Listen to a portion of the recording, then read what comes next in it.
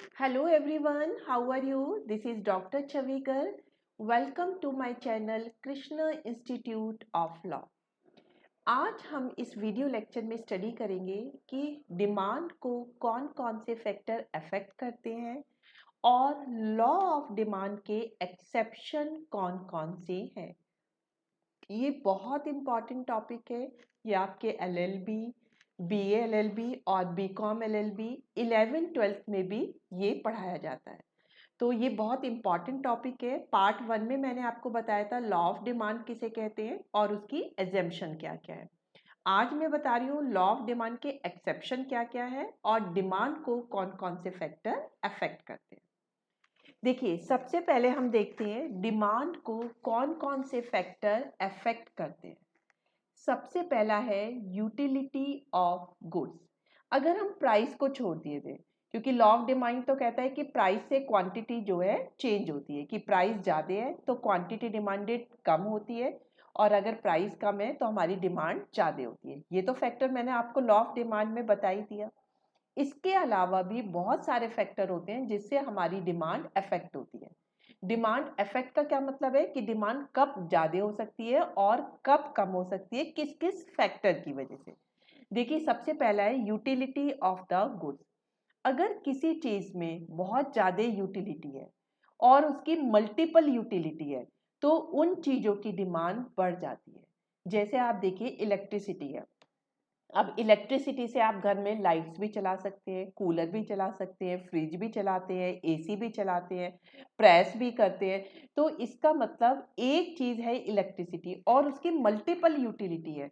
तो जिस चीज़ की जितनी यूटिलिटी होती है उसकी डिमांड उतनी ही ज़्यादा हो जाती है।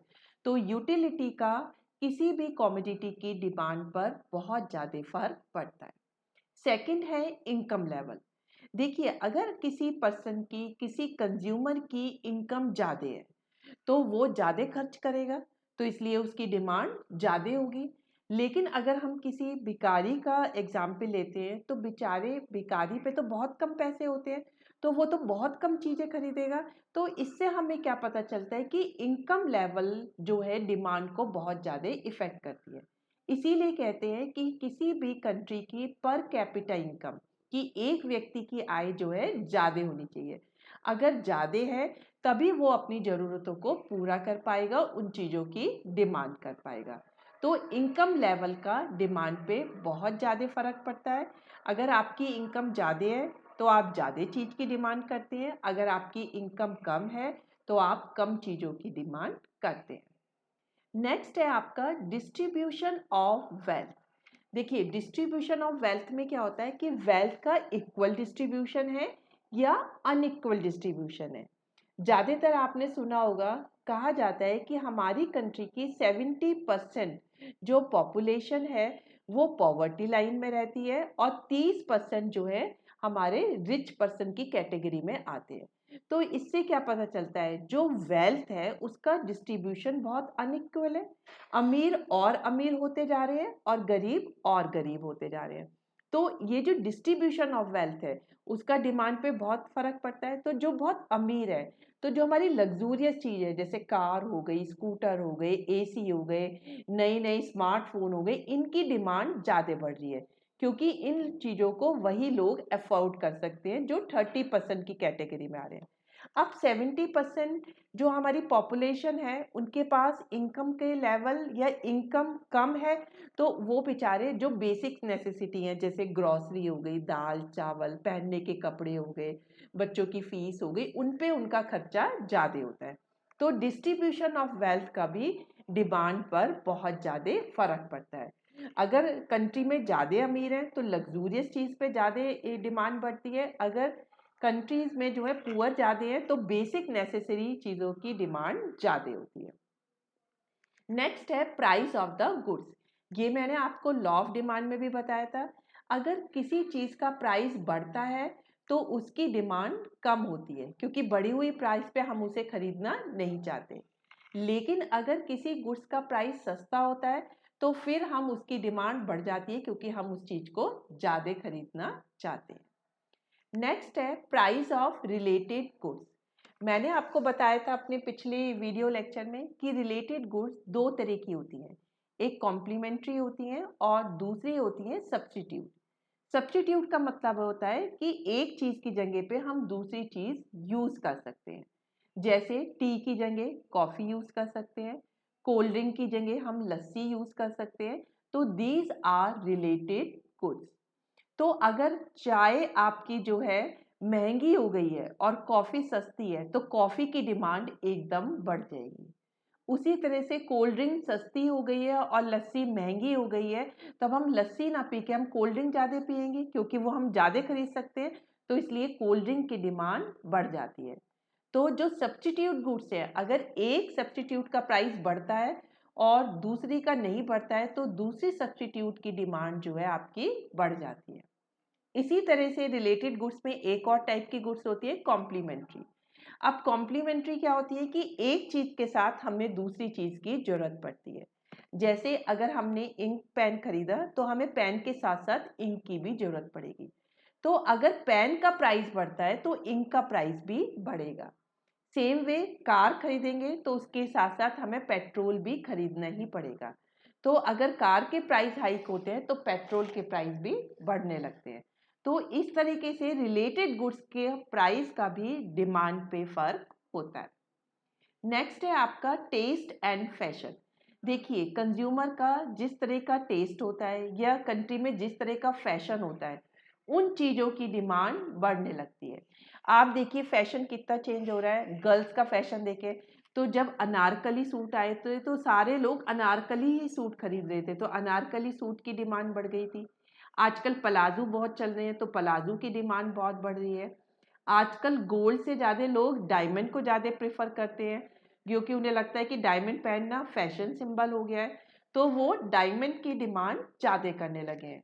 तो इस तरीके से देखते हैं हम कि टेस्ट एंड फैशन के हिसाब से तो जो हमारी टेस्ट की चीज़ें होती हैं, जो हमारी फैशनेबल हमें बनाती है, उनकी डिमांड ज़्यादा बढ़ जाती है।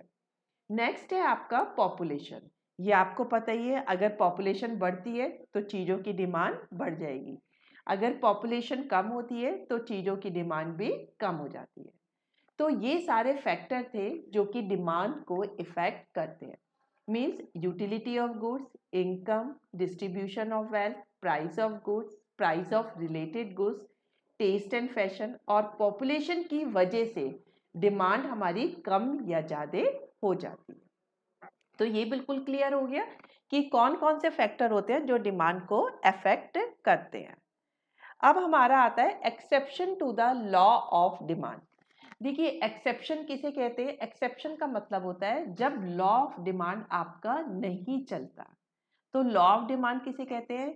लॉ ऑफ डिमांड कहते हैं कि अगर आपका प्राइस बढ़ रहा है तो डिमांड किसी चीज़ की कम होती है, अगर प्राइस घट रहा है तो डिमांड आपकी बढ़ती है।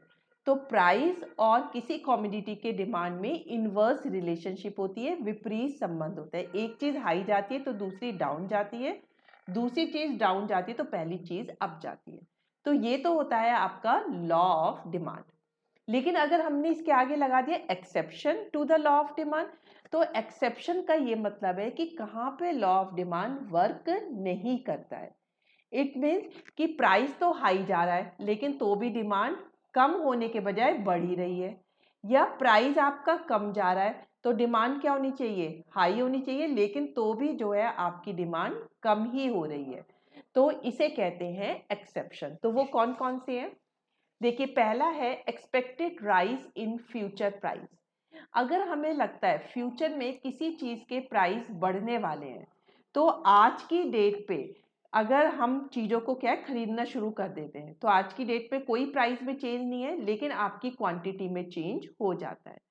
फॉर एग्जाम्पल, अगर आपको लगता है कि आपके घर में किसी की मैरिज होने वाली है, आपको लगता है गोल्ड का प्राइस जो है अगले 6 महीनों में बहुत बढ़ जाएगा, तो आपके पेरेंट्स क्या करेंगे? अभी से आपकी सिस्टर की ज्वेलरी खरीदना शुरू कर देंगे। तो आज की डेट में प्राइस में कोई चेंज नहीं आया, लेकिन जो सोने की डिमांड है वो बढ़ गई। क्यों बढ़ गई? क्योंकि हमें लग रहा है फ्यूचर में प्राइस बढ़ेंगे। तो यहाँ पे लॉ ऑफ डिमांड एप्लीकेबल नहीं है, तो ये कहलाता है इसका एक्सेप्शन। सेकेंड है वॉर एंड इमरजेंसी। जब वॉर छिड़ता है या इमरजेंसी होती है, जैसे आपने देखा होगा कोविड का पैंडेमिक चल रहा है, तो आपको लगता है कि कभी भी जो है आपको जो है लॉकडाउन लग जाएगा, कभी भी आपको घर पे रहना पड़ेगा, तो आप क्या करते हो, चीज़ों को खरीद के अपने घर में रखना शुरू कर देते हो ताकि आपको प्रॉब्लम ना हो, होर्डिंग शुरू कर देते हो। तो आज की डेट में कोई प्राइस चेंज नहीं हुआ है, जबकि लॉ ऑफ डिमांड तो कहता है कि अगर प्राइस ज़्यादा होगा तो आपकी डिमांड कम होगी, प्राइस कम होगा तो डिमांड ज़्यादा होगी। तो प्राइस में कोई चेंज नहीं है, लेकिन आप इमरजेंसी या वॉर की वजह से आज चीज़ों को जो है घरों में जोड़ना शुरू कर देते हो जिसकी वजह से आपकी डिमांड बढ़ रही है। तो ये किसकी वजह से होता है, वॉर एंड इमरजेंसी की वजह से।